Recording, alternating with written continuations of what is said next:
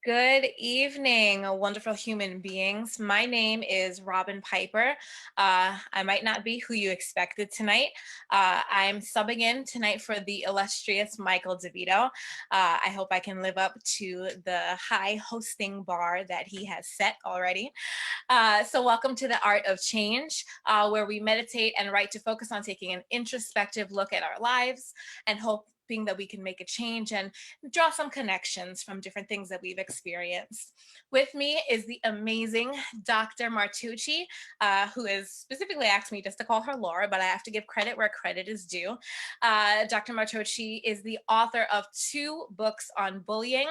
Her second edition of her bullying workbook just came out this week or last week, I believe.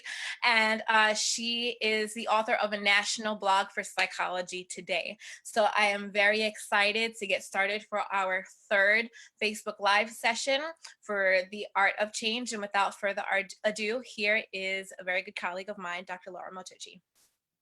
Thank you, Robyn. Hello, good evening. Welcome again to the mini workshops, which are part of a bigger program for um, the bigger workshop called Shattered, the Art of Change, which is looking to rethink and expand out memories around things that have continued to live in your body and weigh on you. So tonight we're going to do a little mini workshop and write around where we get stuck in thinking about belonging and rejection and the resolution of those feelings or the beginning of that. So I would invite you first all to go grab a pen and pencil and paper or open a blank screen and have it paused. And we're going to do a short meditation first. And then I'm going to invite you to write. So why don't you take a minute now and then we'll get started.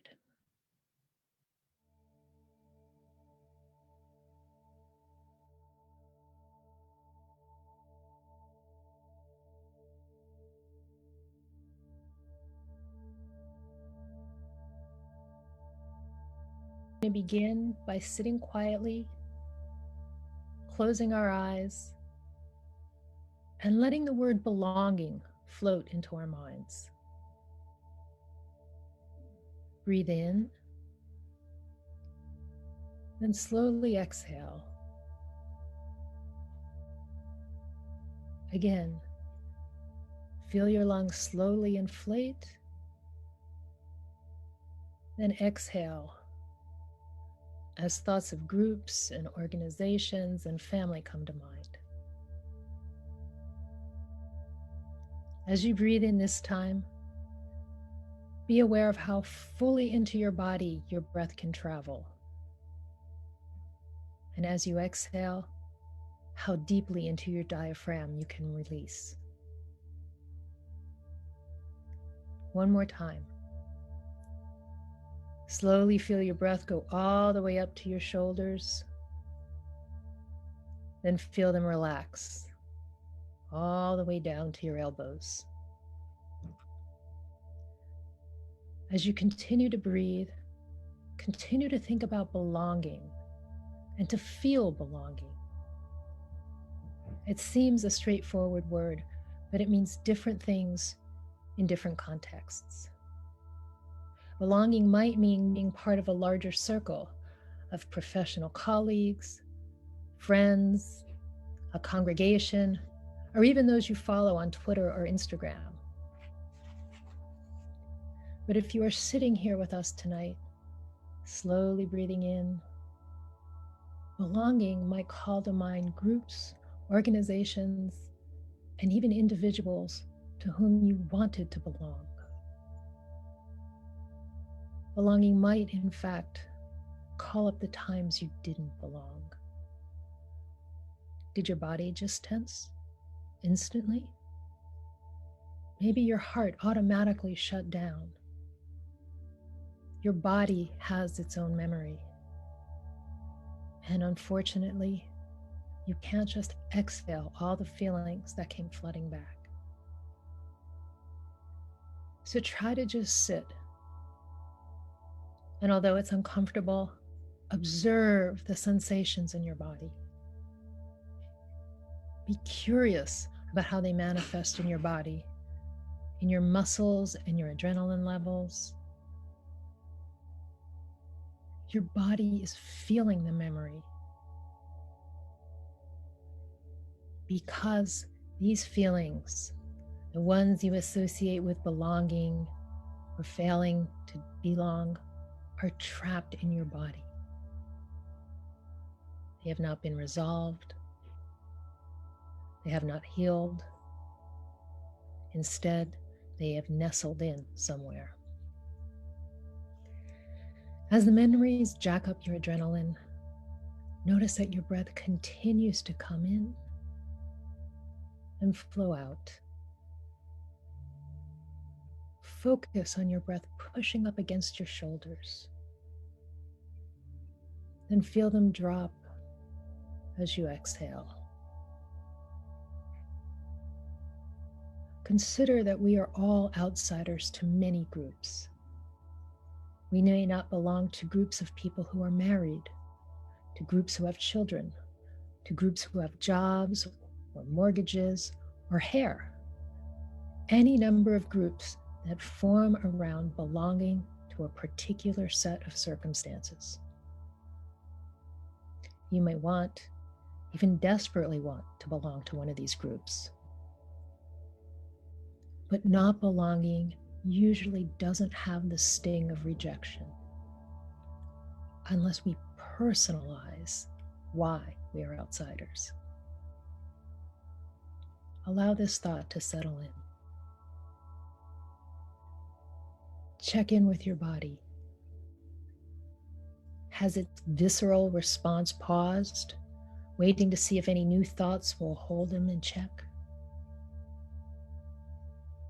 We have started pulling off the Band-Aid you have managed to make stick over these body feelings and revealed an unhealed wound that slowly festers alongside your memories of being excluded. Even gently probing that wound quickly hits a nerve called judgments. Judgments of others that you quickly affirmed. Judgments that you turned on yourself. Judgments that made you feel, and perhaps continue to feel, somehow not good enough to belong. Remember to breathe in, then out. You're not alone if you feel an urge to get up and move around right now. To shake off the tingling agitation, the sense of apprehension, even the slight slumping of your body, just as you have done time and time again. The past is already back instantly because it has never really gone away. To shake off. So, since your feelings are already in play, let's begin a process that can start resolving them. A process that will unfold only as you unfold, to whatever extent, at whatever pace you are comfortable with.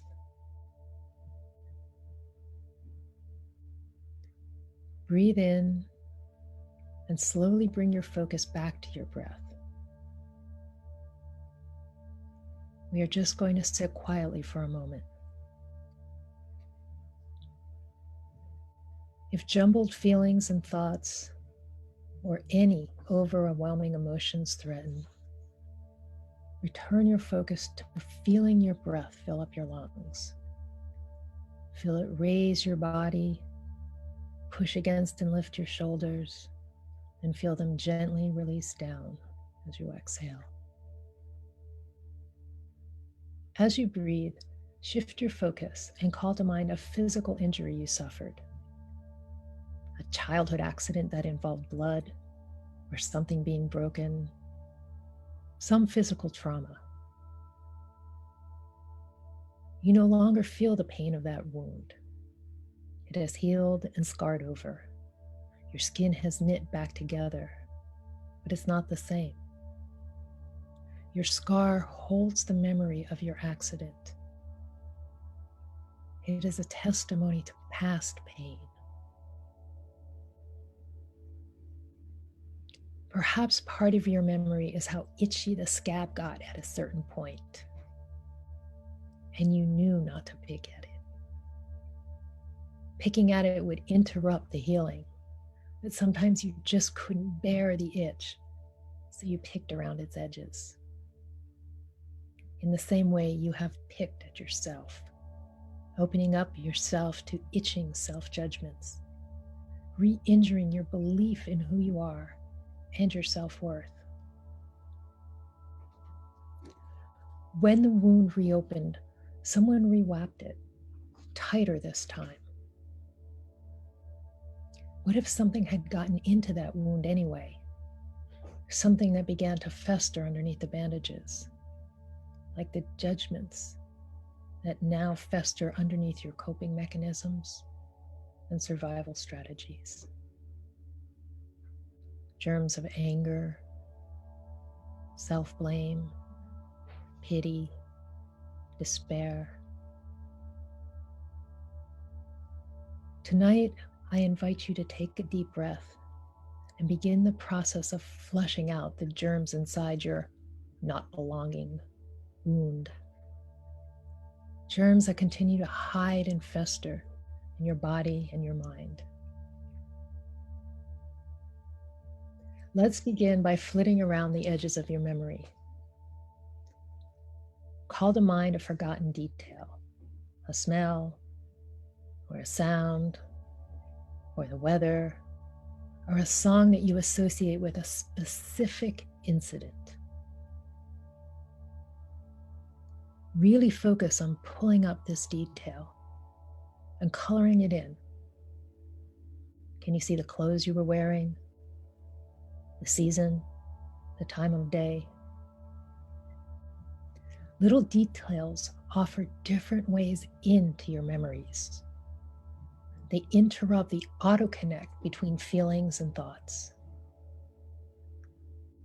As you remember your experience, remember to feel your breath come in, then go out. Perhaps you notice some other quirky detail you can't believe you still remember.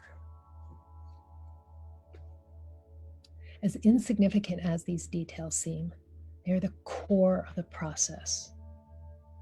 Wax on, wax off. They help you begin to rethink the experience, and in doing so, move beyond the emotional ruts and grooves that have repeatedly led to beliefs, self-judgments, and painful emotional memories. This process is not a feel-good cure. Rather, it's a protocol for scarring over. And like a scar, the damage caused by this experience will always be with you. It will no longer silently influence so many of your choices, especially your ability to trust. If you feel resistance to re-experiencing and exploring the feelings or memories that have come rushing back, check in with your body. Detail the physical sensations rather than just applying emotion labels to them. Be curious about where these feelings hide in your body. Remember, you can always return to a focus on your breath. Always sit quietly, just breathing and observing sensations and flows of thought. And then write whatever and however you want to get it out or explain. This is your account, how you experienced and still experience the need to belong, not what or how you should feel it.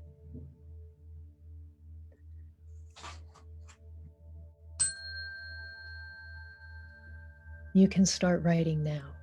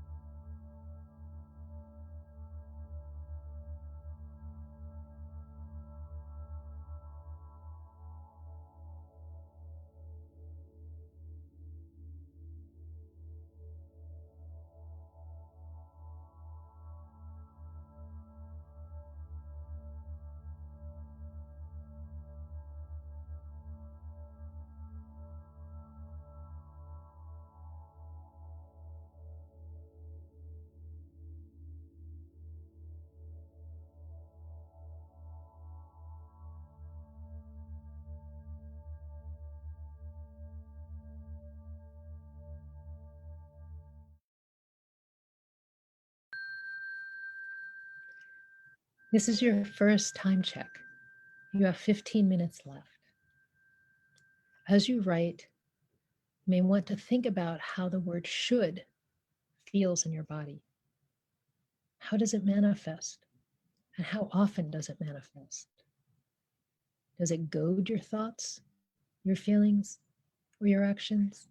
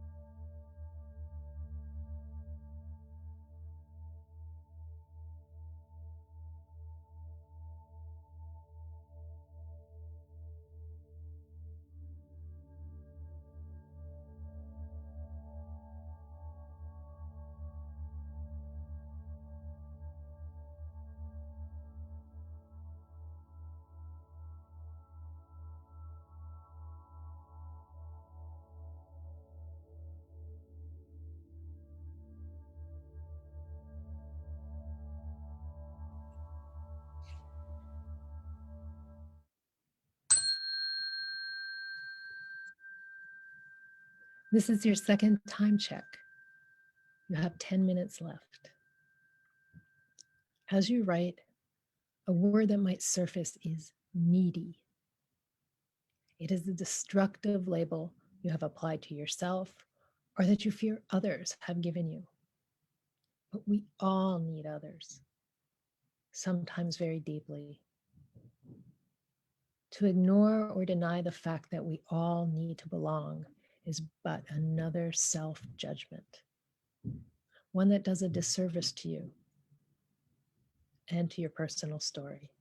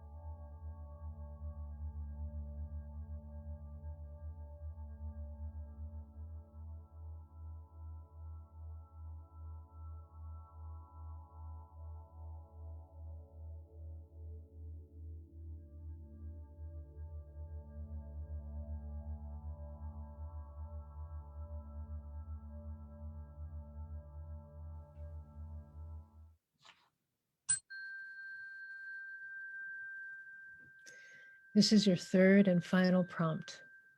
You have 5 minutes left. As you continue to write, you might want to think about your belonging strategies.